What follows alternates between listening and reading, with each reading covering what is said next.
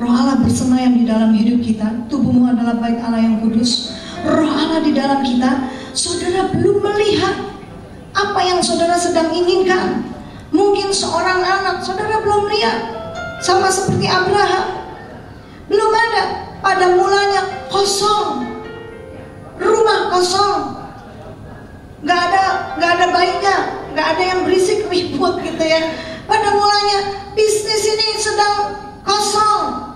Pada mulanya gereja ini sedang kurang ya Pak, masa umpamain, tapi saya percaya ini terus ditambahkan kosong.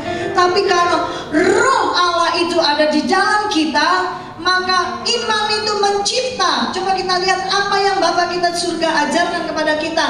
Ayat yang ke-3, berfirmanlah Allah. Saudara baca, kita baca berfirmanlah Allah.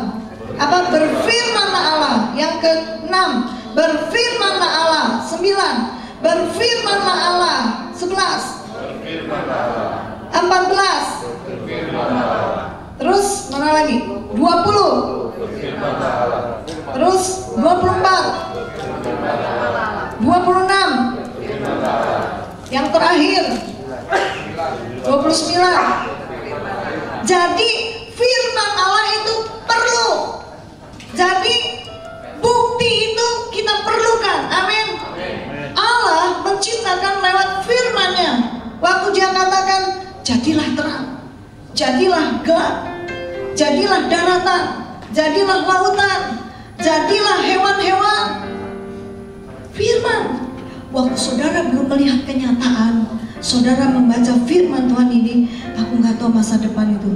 Lalu saudara mulai memfirmankan, masa depan yang cerah itu milikku sesuai dengan janji Tuhan dalam Yeremia 29 ayat 11, masa depan yang cerah untuk anak-anakku. Meskipun sekarang saudara belum lihat anak-anak saudara mungkin seperti yang saudara inginkan, tapi karena bukti, karena firman dikatakan, saudara mulai berfirman dan hidup saudara dipenuhi oleh Roh Kudus.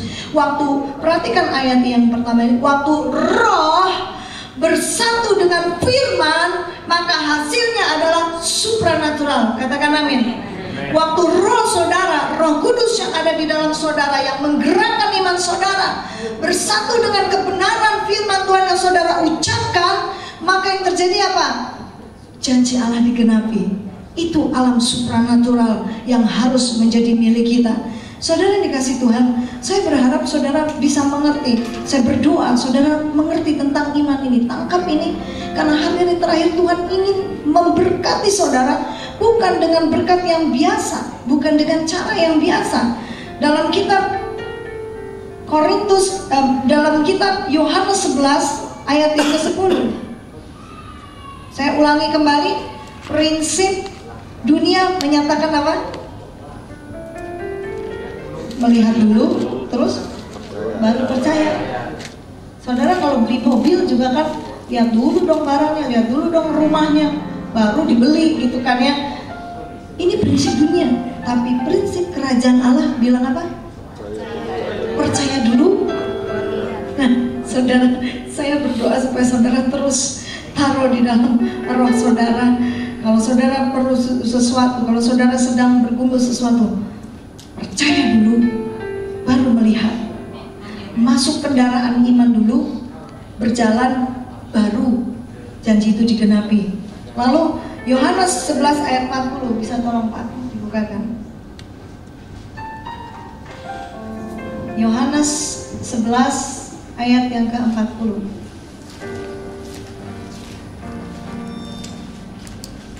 Jawab Yesus, bukankah sudah kukatakan kepadamu? Yuk kita baca sama-sama.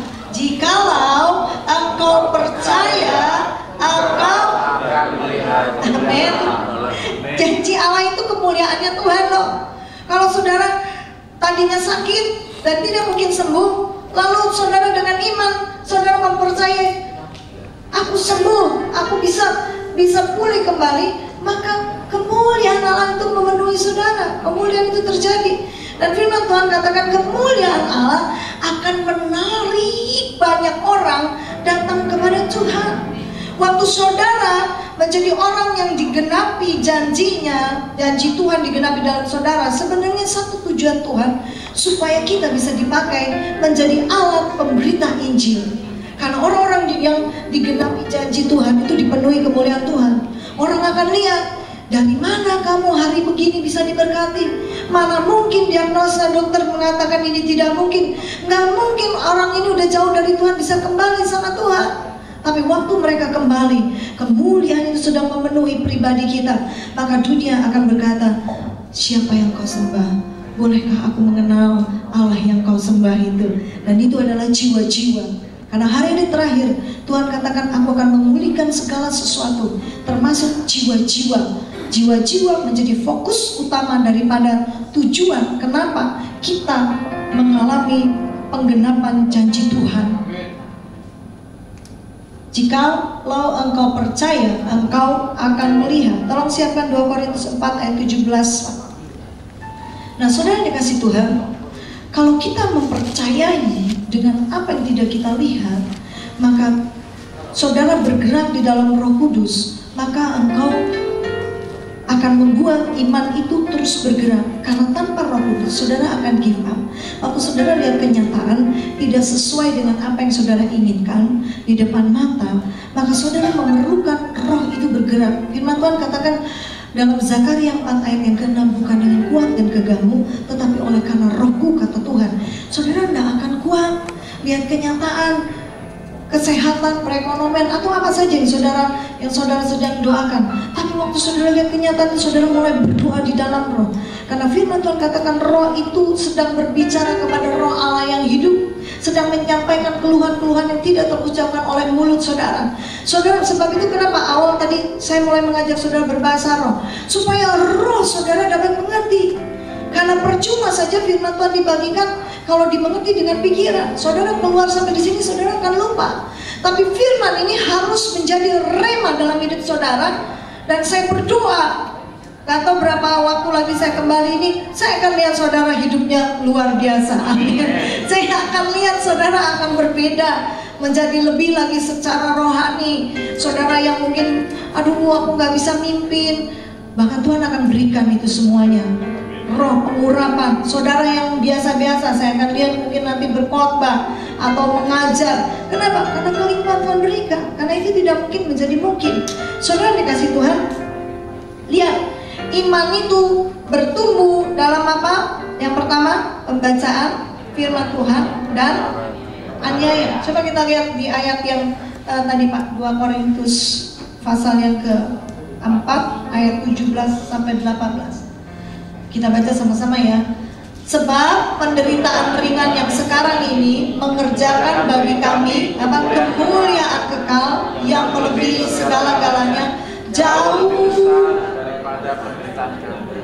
Jadi kalau saudara membuat iman itu bergerak, iman itu bertumbuh, selain bukti yang ada, pembacaan firman Tuhan, saudara harus mengalami juga penderitaan. Memang gak menderita waktu melihat keadaan itu tidak mungkin. Memang Yusuf tidak menderita untuk bisa menggenapi mimpinya. Yusuf harus sekolah berkali-kali. Sekolah pertamanya adalah sekolah sumur, dimasukin sumur. Saudara tahu di sekolah sumur ngapain? Cuma doang, teriak, tolong, tolong. Cuma lihat Tuhan doang. Saudara mungkin hari ini saudara dalam proses iman, saudara ada di sekolah sumur. Saudara nggak bisa minta tolong kiri kanan. Saudara cuma bilang, Tuhan, Kaulah segalanya. Saudara cuma bilang, Kau ku sembah. Saudara cuma bisa bilang gitu. Karena saudara cuma bisa doa ke atas. Itu sebabnya worship itu membangkitkan roh saudara. Worship itu membuat saudara bisa mengucap syukur. Yusuf masuk sekolah yang lain, habis itu sekolah budak. Udah tenang-tenang, sekolah budak masuk yang sekolah lebih parah lagi. Dia rasa diberkati, masuk ke rumah besar, rumahnya Bapak Potifar. Ternyata sekolah Potifar lebih susah. Mulai dijawab doanya, diberkati. Belum yang benar-benar mimpi digenapi, baru berkat itu masuk itu, datanglah Tante Potifar. Ada cara sebenarnya Yusuf bisa potong kompas untuk dia bisa jadi lebih naik posisinya. Kalau dia mengikuti keinginannya Potifar. Di sekolah Potifar ini susah banget. Di sekolah di mana saudara diberkati itu adalah ujian, sekolah untuk saudara. baik berkat itu anak, berkat itu rumah tangga, keuangan, kesehatan. Coba saudara akan pakai berbagai macam alasan untuk mengikut Tuhan, karena berkat ini susah sekali. Waktu menderita, saudara nangis, berserumah Tuhan, minta segala sesuatu, itu lebih gampang. Tapi waktu diberkati, susah. Ntar dulu ini bisnis memang dari Tuhan harus benar-benar diikuti. Ntar dulu ini rumah, ntar dulu dan sebagainya. Dan sekolah Potifar ini, Yusuf ada di situ. Mungkin kita juga sekarang lagi ada di sekolah Potifar. Habis sekolah Potifar, masuk ke sekolah apa? Sekolah penjara. Dianggap keset, nothing, dilupain sama orang yang ditolong. Saudara mungkin ada di situasi sekolah penjara ini. Baru supranatural, kendaraan itu iman sampai seperti apa yang dimimpikan oleh Yusuf yang Tuhan berikan. Mimpi yang Tuhan berikan kepada Yusuf, menjadi orang nomor 2. Lalu penderitaan, mungkin hari ini saudara sedang menderita di sekolah sumur, di sekolahnya mana lagi? Budak. Di sekolah mana lagi? Sekolah penjara, di sekolahnya Potifar. Mungkin saudara yang bisa tahu di mana saudara sekarang berada. Penderitaan itu selalu equal dengan pembacaan firman Tuhan. Kita menderita loh, roh kita menderita melihat segala sesuatu itu nggak sesuai dengan apa yang kita doakan. Lalu selanjutnya yang ke-18. Sebab kami tidak, yuk kita baca sama-sama, 1, 2, 3. Sebab kami tidak memperhatikan yang kelihatan, melainkan yang telah kelihatan. Karena yang kelihatan adalah sedangkan yang tak kelihatan adalah kekal. Amin. Orang benar itu prinsipnya apa? Kerajaan. Apa sekali lagi saya tanya, prinsip kerajaan Allah apa? Percaya dulu. Percaya baru melihat ya. Jadi kalau saudara kesandung batu ya, percaya dulu baru melihat gitu kan ya. Jangan kebalik gitu. Jadi itu udah saudara tanamkan itu di dalam roh saudara. Setiap saudara melihat situasi yang mulai goyang dalam iman saudara, percaya dulu baru melihat. Percaya dulu, karena aku bukan dari dunia ini, aku dari surga. Nah, kita lihat lagi 2 Korintus, saudara, kita berjalan dengan iman. Saya cepat saja. Seringkali kesulitan, kesusahan seperti Yusuf, Tuhan perhadapkan di depan kita untuk membuat iman kita bergerak. Masalah itu akan datang, dan masalah itu diizinkan dengan alasan satu, masalah akan membuat kita melihat apa yang tidak kelihatan. Katakan amin.